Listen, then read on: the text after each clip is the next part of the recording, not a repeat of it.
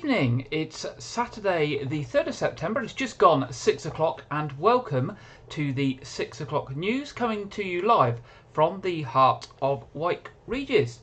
And in the news this week, all of England's southwest region is now officially in drought.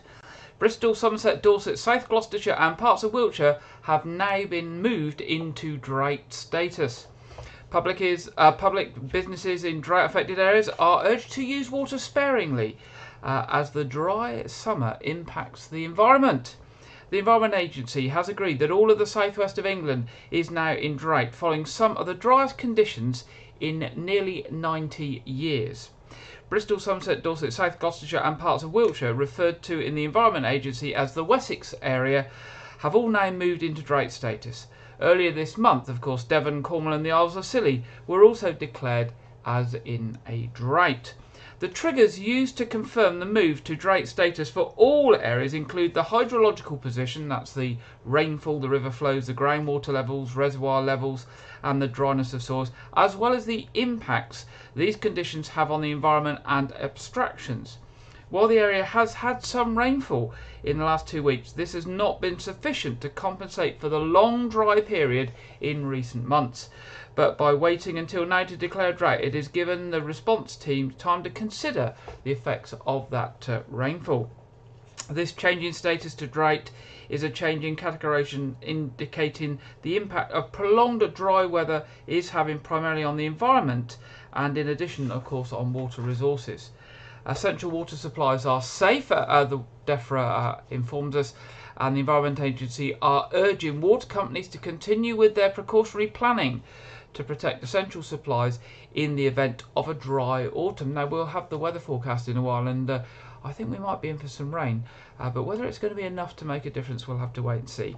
Action being taken across the area includes additional monitoring of the effects of the dry weather on rivers and responding to environmental emergencies, such as rescuing stranded fish wherever possible. They'll also be ensuring that people and companies who have water abstraction licences only operate within the terms of their licences and take legal action against those who fail to comply with the current restrictions. Now, Dorset Council has announced its list of temporary road closures in connection with next Saturday, the 10th of September's AJ Bell Tour of Britain. That's the stage 7 of the Tour of Britain cycle race that comes through the area next Saturday. Now, to facilitate the race, which travels from West Bay to Ferndown on the 10th of September, a rolling road closure will be in place along most of the stage of the route. This means roads on and around the race route will be closed for traffic by police escort vehicles just ahead of the race, and probably will only be closed for about 30 minutes so that the race can pass safely. However, to make the route safe for public and competitors, there are some areas that have been identified for longer closures and won't just have the rolling closure. And now in the west of the county, this mainly affects the West Bay area, which is the start of the race, along the Esplanade and Quayside. That will be closed from 4 AM in the morning through to 1 PM. The North Side Basin and also road closures in the West Bay Road, Car Park and Marsh Barn Road from 9:30 to 11:30.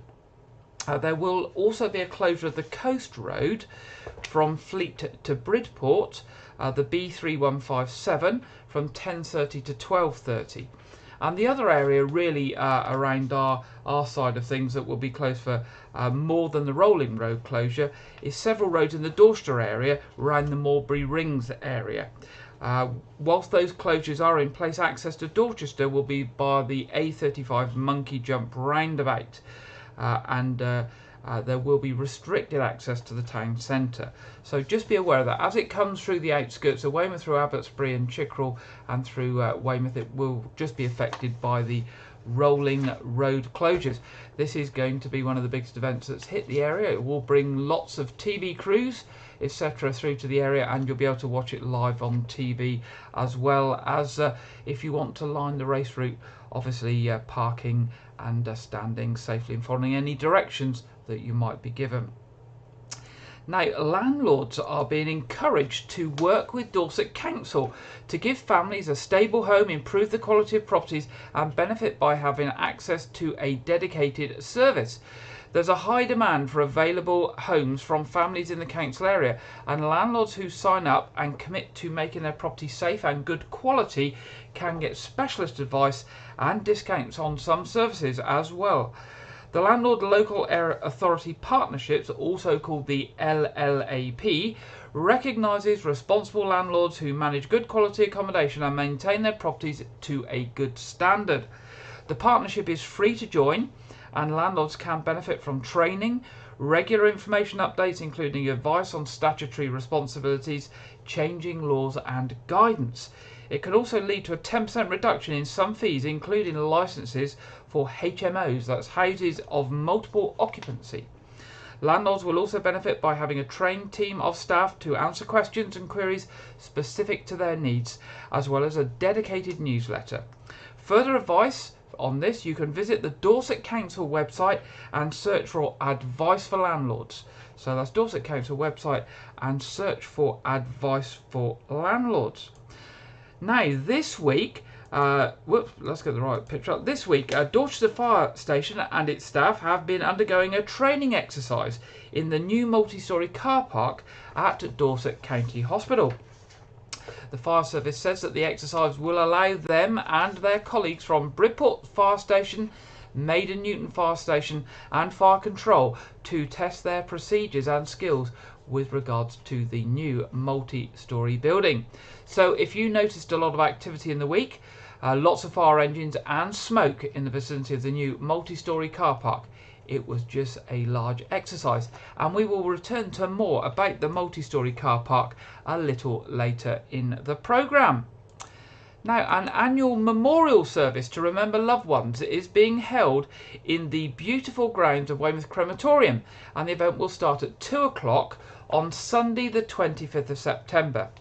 This year the service will be a celebration picnic with a multi-faith celebrant who will lead the proceedings.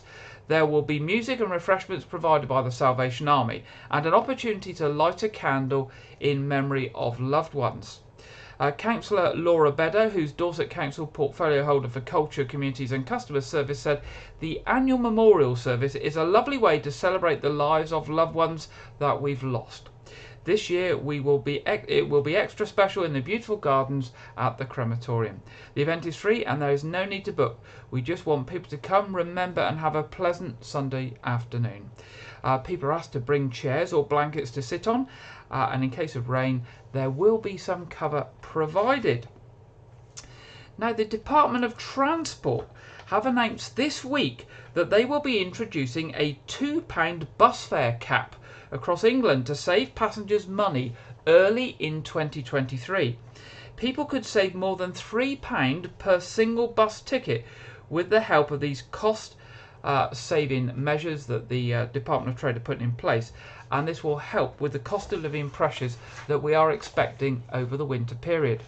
The £2 bus fare cap on almost every single journey across England will save people on average 30% on their average bus fares, helping millions with travel costs for work and essential journeys. Government is providing up to £60 million over 3 months to subsidise operators' costs and incentivise greener travel for communities. Millions across England will save money through the new £2 cap on single bus journeys from January through to March next year, that's 2023, backed up by the £60 million to ensure affordable transport across the country. The Transport Secretary has today, that was on the 3rd of September today, announced the government will provide up to £60 million to help the operators fund this scheme. The move will help passengers with travel costs for work, education, shopping and medical treatments over the winter months while they are facing pressures from the rising cost of living. Bus fares vary across different parts of the country and between bus operators and can even reach almost £6 for a single journey in some rural areas. So the new cap means passengers in those areas could save more than £60 a month if they took 4 single trips a week. The average single fare for a 3-mile journey is estimated at around £2.80, and the new fare will save passengers almost 30% on that average fare. The funding to keep fares down follows the government's announcement of £130 million last month to protect vital routes and services across the country, which those on lower incomes particularly rely on. So that's buses. Now turning to Portland Port. Portland Port is investing £26 million in a massive new deep water berth development so it can welcome even bigger ships. The improvement project, described as the port's most ambitious to date and the largest investment it has ever undertaken, now has all the necessary permissions. Companies, including some local firms, have been appointed to carry out the work, which is set to begin in October, with the project aiming to be completed by May the 1st next year. The construction of a new berth and the extension of an existing structure will mean deeper drafted and longer ships can be accommodated, or 2 huge cruise ships could be docked alongside at the same time. This year, actually, just thinking of some of the figures I saw recently, I think there's 75 cruise ships calling at Portland over the summer period. The port has said that it needs to be able to cope with the ever-increasing size of modern vessels, especially cruise liners. Ian McQuaid, who's Portland Port's commercial general manager, said this development will provide a major and significant enhancement to the port's capabilities. The new facilities will enable Portland Port to keep pace with the increasing demands from our existing cruise and cargo customers, while offering the opportunity for future growth. The size of vessels calling at Portland over the last number of years has continued to grow, and this investment will enable our business to keep ahead of this trend. The development will see the existing deep water berth removed and replaced with a new extended berth. In addition, the works will deliver a 74-metre extension to the solid quay face of the current primary cruise berth, known as the Outer Coaling Pier. Well, there we go. An exhibition of prints from hand-coloured engravings opens at Dorset Wildlife Trust's Wild Sea Centre at Kimmeridge from today. And it runs through to Sunday the 2nd of October. High and Dry, the almost forgotten world of late Georgian and early Victorian artists and engravers, will showcase artworks by anonymous artists and hand colourists from that period, which appeared in the first edition of the Naturalist Library by Sir William Jardine, the Scottish naturalist. Images from the book, which has belonged to the same family since it was originally published in 1840, were digitally restored during the recent lockdowns. The exhibition has been organised by Dorset Wildlife Trust volunteer Nicholas Aldridge, who is also restoring the artwork, and says images from these books were created by some of the best known naturalist artists of the time, including James Stewart and Edward Lear, pioneers in their fields. The pictures were engraved by William Lizars, who was arguably the best engraver in Britain, and then hand-coloured by an anonymous platoon of watercolourists. Julie Hatcher, who's the Marine Awareness Officer at the Wild Sea Centre in Kimmeridge, said this exhibition is unlike anything we've hosted before. Kimmeridge is a good place for this exhibition because the famous Clavell Tower was built around the same time that the Naturalist Library was published. Sir William Jardine also spent time in Dorset and stayed in Weymouth, where he hunted for fossils on the nearby coastline. The exhibition will also feature works from Nicholas Aldridge's Jurassic Coast series, including black and white prints and some striking colour works. The Wild Sea Centre at Kimmeridge is open 7 days a week from 11 in the morning to 4 p.m. And for more details, you can go on to the Dorset Wildlife website at dorsetwildlifetrust.org.uk/events. Now, temporary timetables for the West of England line are coming in from Monday the 5th of September. South Western Railways have introduced a temporary reduced timetable for the West of England line from Monday the 5th. And this is due to the fact that some of the rails have subsided because of the dry weather and movements of Earth. And the revised timetable will enable South West Railways to operate a resilient service for customers after the emergency speed restrictions were put in place between Gillingham in Dorset and Tisbury in Wiltshire by Network Rail engineers. The extremely hot and dry weather experienced recently has caused the clay embankments to dry out and shrink, leaving the track on top uneven and trains unable to travel at full speed. So that those restrictions will be in place until such times that engineering works can be make sure that is rectified. And finally, in our headlines tonight, a sailor who restored a 100-year-old steamship has been recognised with an achievement award, and you can see the fantastic steamship actually on the screen now.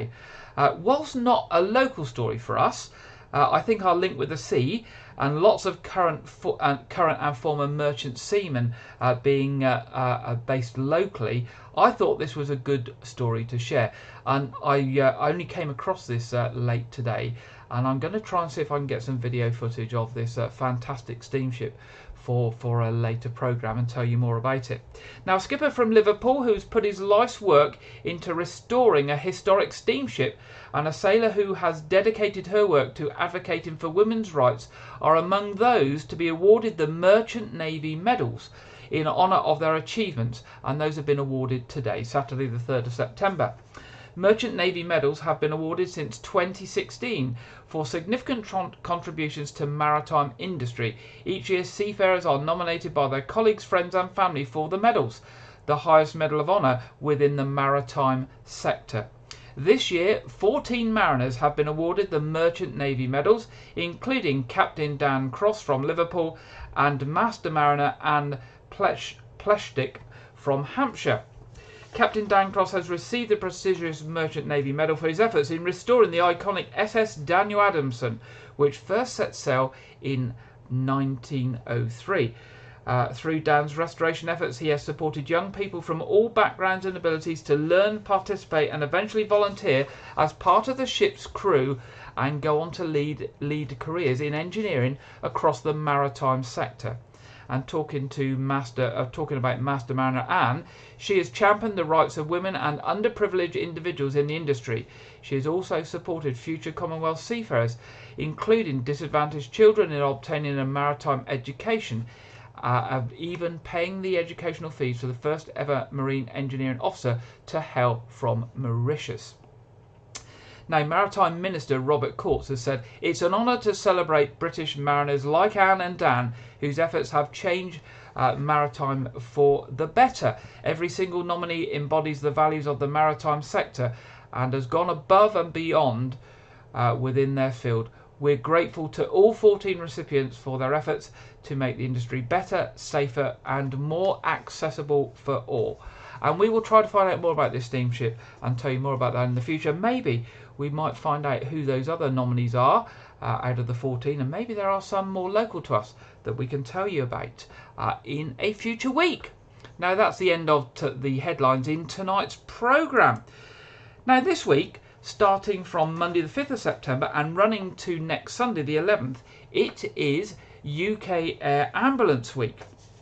The National Awareness Week, or National Air Ambulance Week, there's the logo for it, we'll see Dorset and Somerset Air Ambulance join other air ambulance charities around the country in a campaign called Critical Moments, Life-Saving Difference.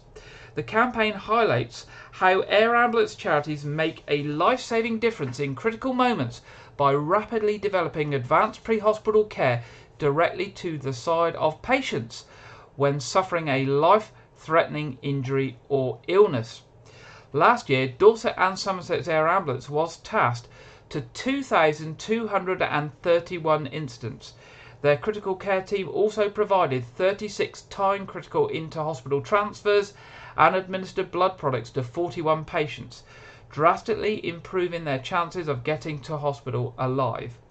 With no direct government or national lottery funding, they rely on the generosity of the public to help raise their operational costs of over £5 million a year, with every mission costing approximately £3,000. So let's just start by looking at some of the work of our air ambulances across the country.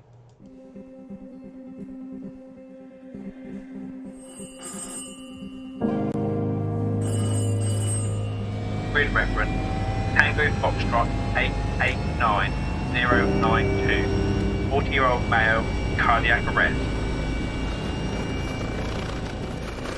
Helimed 65, you should be approaching the scene now. I've got a visual, 10 o'clock low, in the park next to the main road.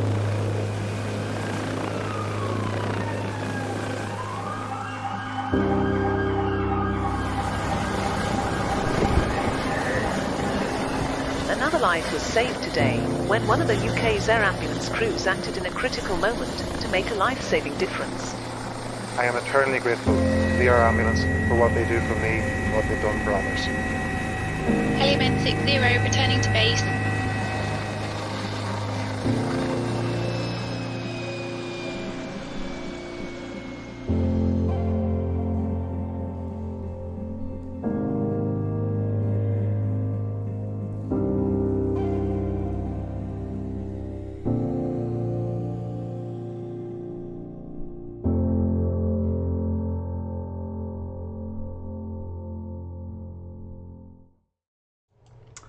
So, as we say, it's Air Ambulance Week this week from Monday through to next Sunday.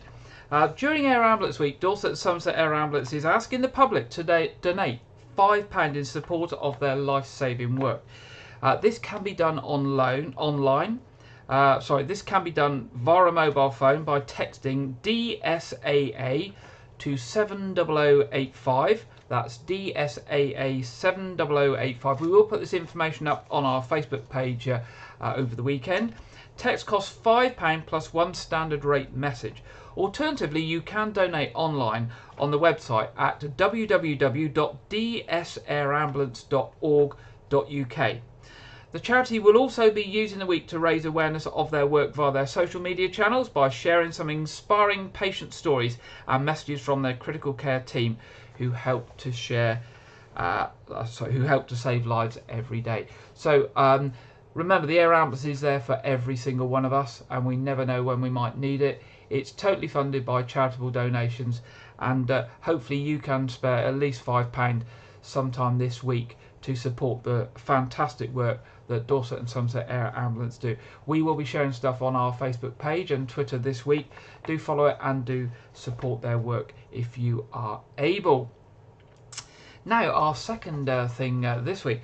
Earlier in the programme, we mentioned about the new multi-storey car park at Dorset Hospital. And as it happens, I was at Dorset Hospital at the start of this week. And just by chance, I took some film of the externals of the multi-storey car park.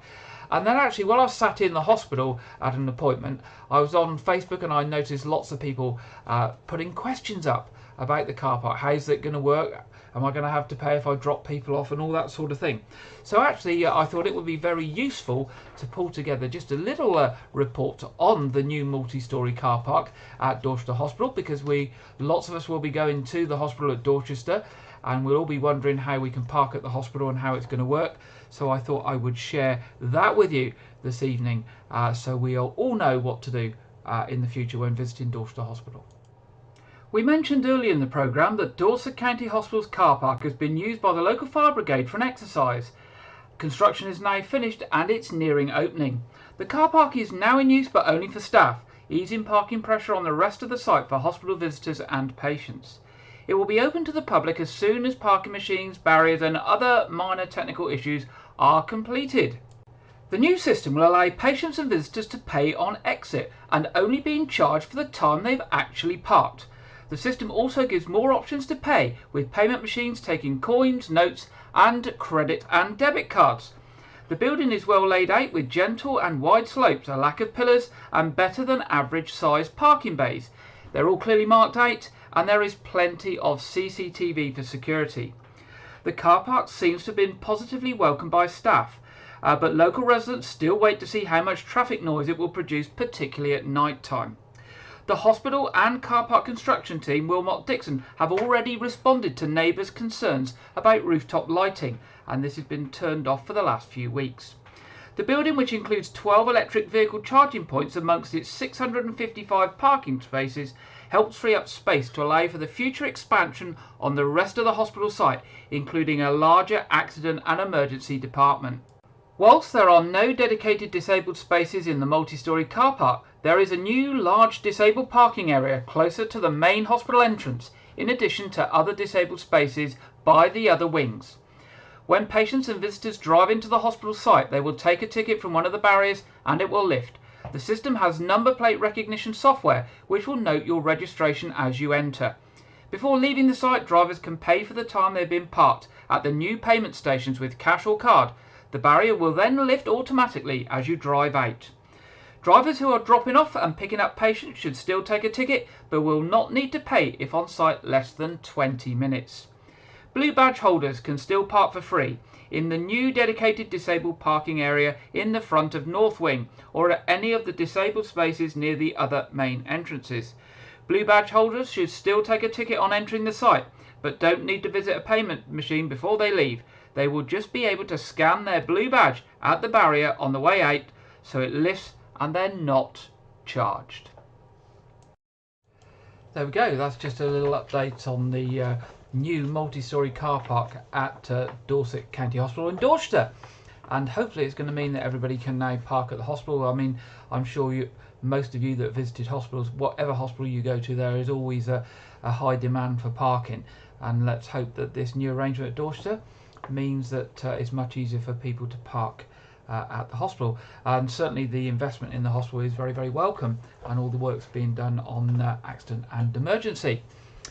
Now, moving on, yesterday evening I was pleased to get a phone call to ask me to go and do a visit and do an interview this afternoon that I hadn't planned for, so I've got an extra report for you today, and it's from one of those organisations that we do mention quite often. And you might say, why do we mention them so often? Well, that's because they're incredibly active.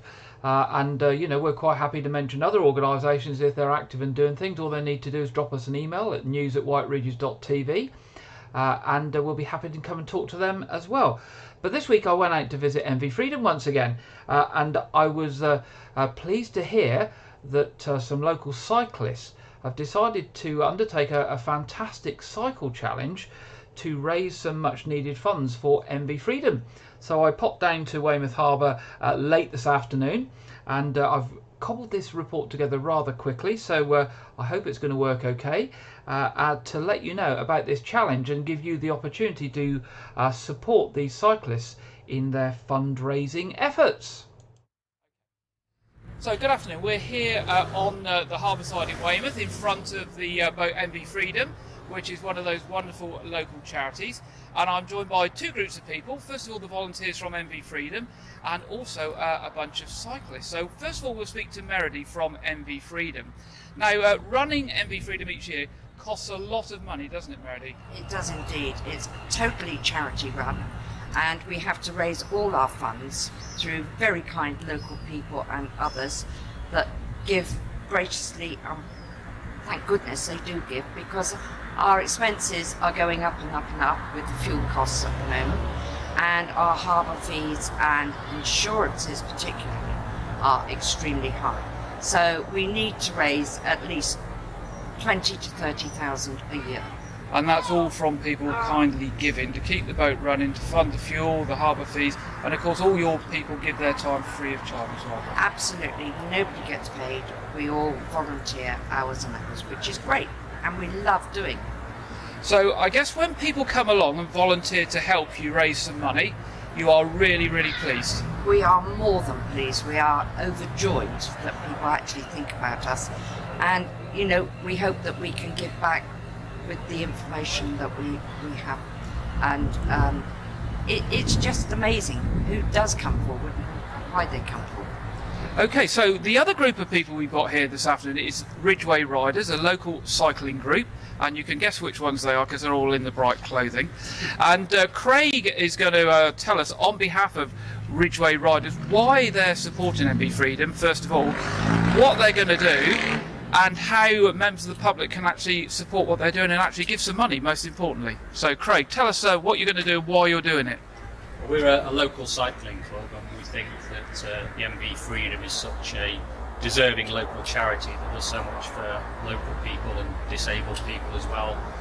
And we're setting off on this challenge, which is to ride from the Atlantic to the Mediterranean through the Pyrenees, taking in quite a lot of the Tour de France mountains and things like that. So quite a challenge for us. We're all over 50, and the challenge itself was for Mark's 50th birthday, and he's about 57 now after the pandemic. So hopefully we'll get through that, and obviously we wanted to support such a good local charity, and we'll be setting up a fundraising page linked to the MV Freedom's website page, and then we'll be distributing that. We've also got our own Ridgeway Riders website, so if you look on there you'll find us, and we're on Facebook as well. Anybody who'd like to join us, everyone's welcome. It's a friendly local club for local people. And how many sort of miles is it you're actually doing? It sounds quite a long way to me. It is quite a long way, yeah. We've got 5 days worth, a couple of 100-milers, a 90-80, and finishing on a 45. But it's the amount of climbing, really, that's the biggest issue. The biggest thing we're doing is the Col de Tourmalet, which people will probably remember from the Tour de France, which goes over 2,000 metres, 6,000 feet. So that's 12 miles of climbing, as part of one day, really, because we've got another mountain that day as well. So that'll be our biggest challenge, really. So I think the message is that these guys are volunteering to do this for a wonderful local charity. It's not just a straightforward little afternoon bike ride. It's quite a long distance, and it's up some big steep hills or mountains and back down. So they really do want your support. So do go onto the MV Freedom website, Facebook page, and when the link's up there, do give generously, both to support the wonderful work the guys from Ridgeway Riders are doing, and of course to keep MV Freedom running and doing the wonderful work it does for getting people with disabilities out on the sea. There we go. That was me this afternoon on Weymouth Harbour in front of MV Freedom with the Ridgeway Riders and some of the volunteers from MV Freedom. And these guys are setting off, I think it's next Sunday they're setting off, and they're doing, I think it's 500 or 600 miles, and it's up and down mountains in the Pyrenees. And they're doing this for fun, but also to raise some vital funds for a local charity. So I do hope that you will be able to support them, either by going to the ridgewayriders.co.uk website or mvfreedom.co.uk website, or either of the organisation's Facebook pages. And certainly over the weekend, hopefully those links to give to their fundraising efforts will be up and running. And we will keep you posted. Hopefully when they get back, we'll get the chance to go and have a chat with them and see how they got on. So thank you to them. Right, we come to that part of the programme now where we go over to our regular contributor Andrew Wright for this week's film review and preview. Welcome to Wyke Regis TV Film Review and Preview. I'm Andrew Wright. Today is National Cinema Day, where cinemas are offering £3 movie tickets all day. There's still time to squeeze in a movie or two if your local cinema is participating. Cinema chain Cineworld has confirmed they are participating in the event. The US chain of Cineworld cinemas are preparing to file for bankruptcy, but UK chains are not and are still open for business as usual. This weekend marks the UK release of George Miller's 3,000 Years of Longing. The film is a fantasy film from Australian filmmaker George Miller, best known for his work on the Mad Max franchise, and stars British actors Tilda Swinton and Idris Elba. The film revolves around Elba's character, who is a mythical creature known as a djinn, who gets freed by a professor and ends up recounting his life to her. The film has received mostly positive reviews from critics who admire the film's ambition, but feel that the story is outshone by its visual effects.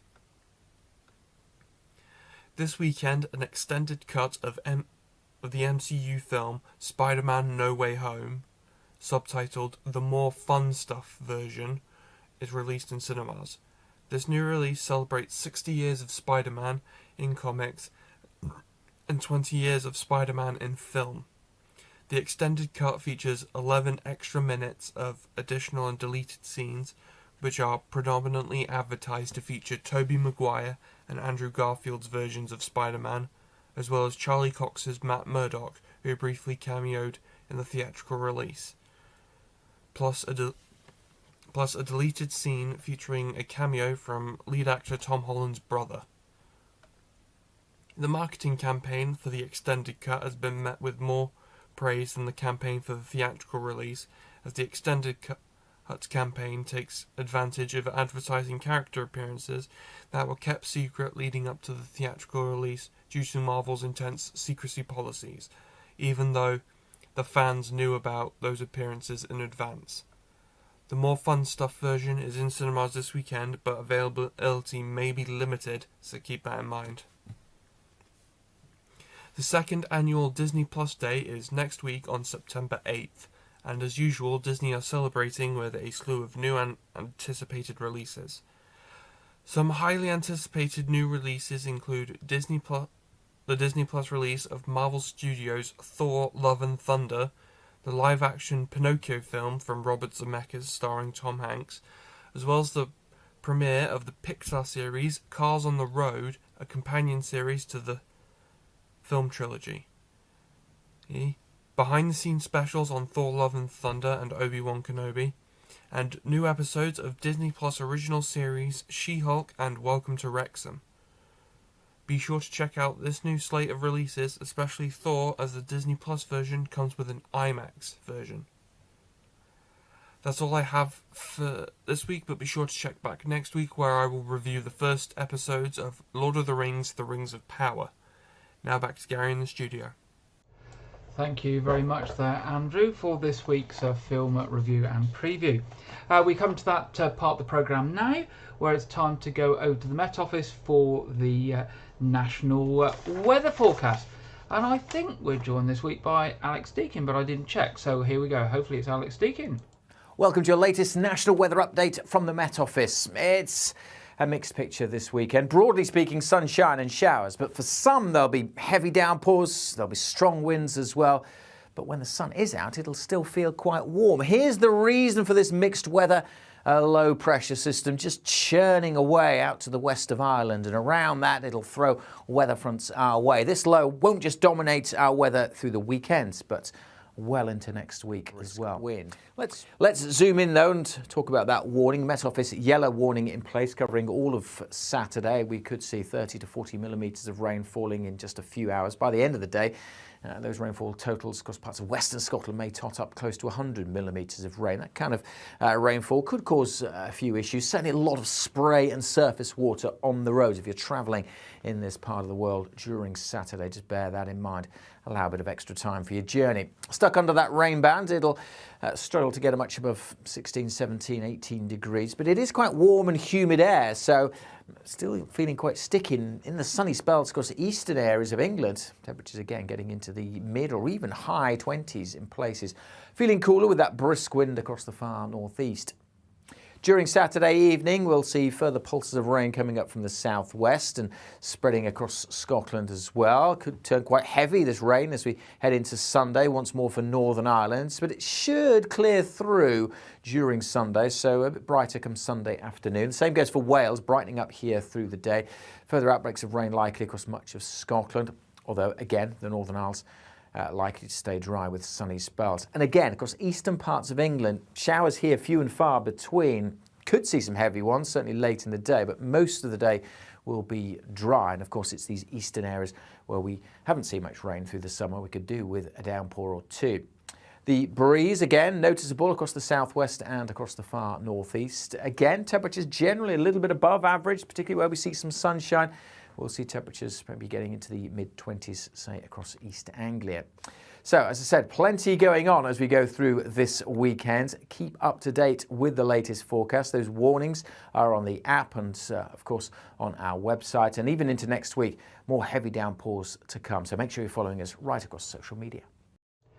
Thank you very much there, Alex, for the national weather forecast. And looking at our local weather for this week, oh dear, we've got some drips of rain coming. Well, it's oh dear in one respect, but it will be very welcome in many other respects for the garden. So it looks like we might get rain almost every day this coming week.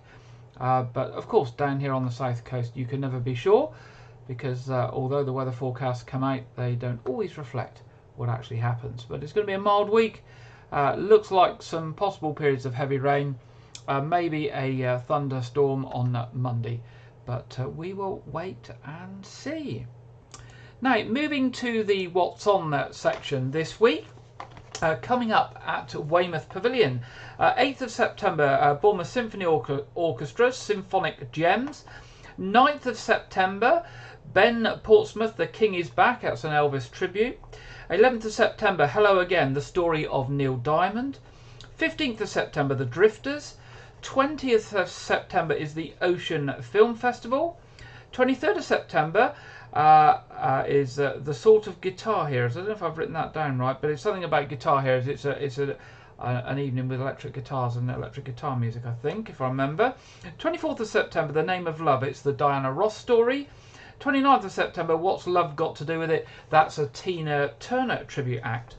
Now, of course, as ever, if you want more details on those or to book some tickets, you can go to the Weymouth Pavilion website at weymouthpavilion.com, or you can telephone box office on 01305 783 225. That's 01305 783 225. Turning to the Knowth Fort. 4th of September is the Triumph Classic Car Rally at the Knowth Fort. 10th of September is Porsche in the Fort. That's a collection of Porsche cars there on the 10th of September. 23rd of September, Heart of Stone. It's an outdoor theatre tour show for all ages at the Fort.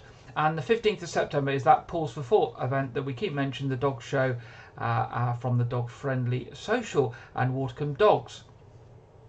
And also, what else have I got down here? Oh, right, okay, yeah, one other thing. Friday the 16th of November, if you like quiz nights, we've got a quiz night coming up in Wyke, but this is a quiz night for MV Freedom again here at Weymouth Golf Club at 7 p.m. on Friday the 16th of September. It's teams of 6. I think it's £2 per person. There is a raffle as well. If you want tickets, can you please call Meredy on 07974 266 867. That's 07974 266 867. That's Friday the 16th of September. Quiz night for MV Freedom at Weymouth Golf Club starting at 7 o'clock. Now, we've mentioned Arts Reach over several weeks, and particularly their 12th night outdoor theatre experience that they've been doing. There's the last date for that is Tuesday the 20th of September, 6:30 p.m. at Springhead Gardens, Fontwell Magna near Shaftesbury. Tickets are available from 01747 811 853. The gardens are open for 5:30. The running time is about 2 hours plus the interval. It's an outdoor event, so definitely bring a warm top, maybe bring a brolly or a coat and a chair to sit on. So that's all of the events we've got coming up. Regular church services tomorrow, 8 o'clock at All Saints Church communion service. As it's the first of the month, the Sunday morning main service is a family-friendly cafe church style service at 9:45, and of course at 11 o'clock there will be a service at St Edmunds. Now, of course, our other programmes, our quiz is on tonight at 7:30. The stream will go live at 7:15. Everyone's welcome to join that. And we're running the mid-August episode of A Year Gardening from Clive Gray. The first time tomorrow at 4 o'clock, Sunday at 4 o'clock, and that will be repeated Friday at 7 p.m. And then in a week or so's time we will get the September version of that as well. Always really good for tips in the garden, not just on things that we should be doing this time of year, but problems for the garden and ideas for projects and things that you can build and make for the garden as well. And so do watch Clive's programme. I always find them very, very interesting and give me lots of tips for our garden here at home. Now, looking at traffic and travel for the weekend and for the week ahead. Of course, this weekend is a Dorchester show, so the roads around Dorchester, particularly out on the bypass, will be very, very busy as people go to the show and from the show, and of course when they start to leave and break down the show after tomorrow night, then it could be quite busy there. Notified roadworks this week: Barrow Rise, Sandpiper Way, Netherton Road, Chickle Road, Elsevier Close, Grove Avenue, Radipole Park Drive, Roman Road, Mercery Road, St Andrews Avenue, Grove Avenue and Nightingale Drive, and on Portland, Victoria Road, Straits, Park Road, Avalanche Road and Harbour View Road. Turning to rail travel, there's no advanced warnings of any engineering work affecting services from Weymouth, other than that reduced timetable from South Western trains we mentioned to deal with some of those places where the banks have moved and cracked due to the extreme hot weather. As ever with rail travel, I think at the moment it's definitely worth checking before travelling to make sure that your planned trains are running and they're running at the times that you expect them to run. Now that brings us to the end of another Saturday night news programme. Don't forget, we do really want to hear from you if you're doing any fundraising events or any events or shows or quizzes or anything like that. We want to hear about your local news as well. We are available 24/7 by dropping an email to news@wykeregis.tv. We will get back to you, and if you want us to come and interview you, we'll be happy to come and do that and to cover you and your organisation or charity on one of our future versions of our programme. Well, other than that, it's time for me to say good night and to say I look forward to being with you next Saturday at 6 o'clock. Don't forget our quiz this evening if there's nothing much on TV for you. And have a good weekend. And don't forget to take a coat or a brolly if you're going out, because it looks like it could well be changeable this weekend and for the week ahead. Good night.